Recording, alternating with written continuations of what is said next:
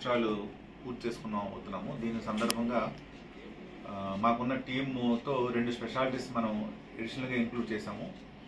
ఒకటి ఏంటంటే paediatric obesity clinic, రెండోది ఎర్లీ చైల్డ్ డెవలప్మెంట్ క్లినిక్ అని పెట్టాము. ఒక్కో దాని గురించి చెప్తాను. పీడియాట్రిక్ ఒబెసిటీ గురించి ఎందుకోసం అంటే ఇప్పటికీ కూడా హాస్పిటల్కి వస్తున్న వాళ్ళ పేషెంట్స్లో చాలామంది పేరెంట్స్ పిల్లలు ఊబకాయంతో బాధపడుతున్నారని దాని గురించి తీసుకొస్తున్నారు. ఈవెన్ ప్రపంచం మొత్తం మీద మనం కూడా తీసుకుంటే 20-30 సంవత్సరాలకి 150 మిలియన్ పిల్లలు ఈ యొక్క స్థూలకాయంతో ఒబెసిటీతో బాధపడడానికి అవకాశం ఉంటుంది. గత లాస్ట్ 2 డికెట్స్లో 20 సంవత్సరాల్లోనే 50% మంది పిల్లలు ఈ ఒబెసిటీ బారిన పడడం జరిగిందనమాట. దీంట్లో 80% మంది పిల్లలు పెద్ద వయసు అయిన తర్వాత కూడా వాళ్ళు అదే ఒబెసిటీతో ఉండిపోవడానికి అవకాశం ఉంటుంది. కాబట్టి అడోలసెంట్ ఏజ్ గ్రూప్లోని పిల్లల్లోనే ముందుగానే మనం జాగ్రత్తలు తీసుకుంటే చాలా వరకు మనం ఫ్యూచర్లో వచ్చే కాంప్లికేషన్ మనం తగ్గించగలుగుతాం.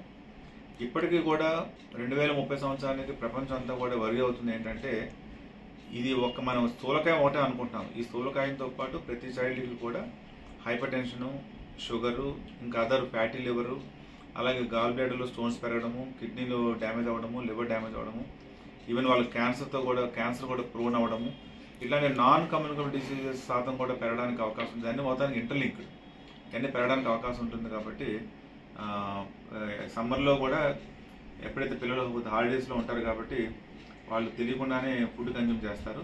చాలామంది పిల్లలు ఎక్సర్సైజ్ చేయకపోవడం, జంక్ ఫుడ్స్ తీసుకోవడము, ఈవెన్ సన్ కూడా ఎక్స్పోజ్ అవ్వకపోవడం మూలంగా ఒబెసిటీ బాగా పెరుగుతున్నది. ఇవి కాకుండా ఓన్లీ కెలరీస్ ఒకటే సంబంధం లేకుండా, ఆహారంతో సంబంధం లేకుండా వేరే కారణాల మూలంగా కూడా ఒబెసిటీ రావడానికి అవకాశం ఉంటుంది. హార్మోనల్ ఇంబ్యాలెన్స్ మూలంగా కానీ ఇంకా వేరే కారణాల మూలంగా ఉన్నాయి.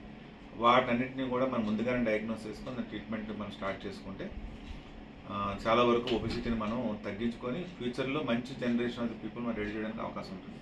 రెండో క్లినిక్ ఏంటంటే మనకి ఎర్లీ చైల్డ్ డెవలప్మెంట్ క్లినిక్. శాస్త్రం మనకి ఏం చెప్తుందంటే every child born to be genius. పుట్టిన ప్రతి బేబీ కూడా మంచి జీనియస్ అవ్వడానికి అవకాశం ఉన్న పరిస్థితులు ఉన్నాయి. కానీ రియాలిటీలో మన ఈ మధ్యకాలంలో గత లాస్ట్ ఫ్యూ ఇయర్స్ నుంచి, ఎస్పెషల్లీ కోవిడ్ దగ్గర నుంచి మనకి ఆటిజం సడన్గా పెరగడం మొదలుపెట్టింది.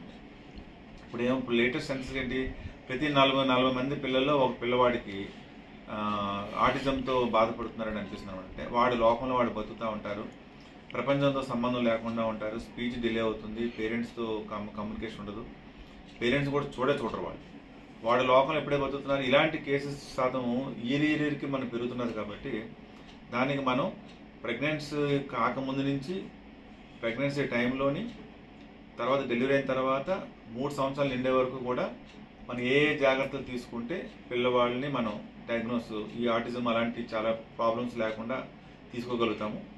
రెండోది ఎర్లీగా అంటే 1-2 సంవత్సరాల్లోనే మనం ఈ ఆటిజం అన్న డిసీజ్ మనం పోల్చగలిగితే మనం కంట్రోల్ చేయగలుగుతాం. చాలా వరకు ఏమవుతుందంటే లేట్గా తీసుకురావడము, ఆ తర్వాత జరగాల్సిన డ్యామేజ్ అని జరిగిన తర్వాత మనం చేసే ఇంటర్వెన్షన్ కూడా కష్టమవుతుంది, ట్రీట్మెంట్ కూడా వెరీ కాస్ట్లీ అయిపోతుంది. అది అందుబాటులో కూడా ప్రజెంట్ మన భారతదేశంలో కూడా ఓన్లీ ఫ్యూ సెంటర్స్లోనే అందుబాటు జరుగుతుంది. సో ప్రతి పేరెంట్స్కి అది సాధ్యం కాదు. అందుకని మ్యాక్సిమం అప్పర్ లిమిట్ 3 సంవత్సరాలు, మరీ తప్పితే 5 సంవత్సరాలు.